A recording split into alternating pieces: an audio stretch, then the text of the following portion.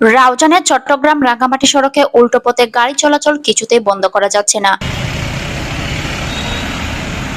ফলে ঘটছে একের পর এক সড়ক দুর্ঘটনা।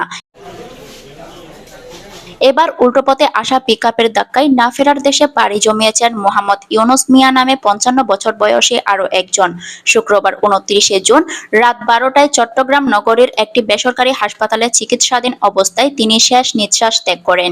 এর আগে বৃহস্পতিবার ২৭শে জুন রাত ১০টায় রাউজান পৌরসভার জলিলনগরের বাস স্টেশন সংলগ্ন আপন বাড়ির রেস্তোরাঁর সামনে চট্টগ্রাম রাঙ্গামাটি সড়ক পার হওয়ার সময় উল্টো পথে আসা একটি পিকআপের ধাক্কায় সড়কে লুটিয়ে পড়েন।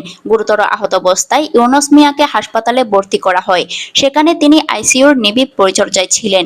ইউনুস মিয়া রাউজান সদর ইউনিয়নের ৮ নম্বর ওয়ার্ডের মোহাম্মদ আলী সারাংবাড়ির শামসুল আলমের ছেলে।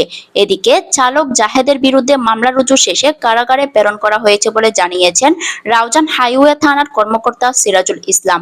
জাহেদ রাঙ্গুনিয়া উপজেলার আবুল হাশেমের ছেলে। তিনি রাউজানের আহমদিয়া ট্রেডার্স নামে একটি প্রতিষ্ঠানের পিকআপ চালক। আইন নির্দেশ ডাক্তার মি যার মারা দেশ আসলে হেল্পার আছে আর ব্যাক কই মি ধরি ইতু সেন যেখান ঠিক গজি সেন দিন করি এই হাসপাতাল আইনি উপজেলা স্বাস্থ্য কমপ্লেক্সে আইনি।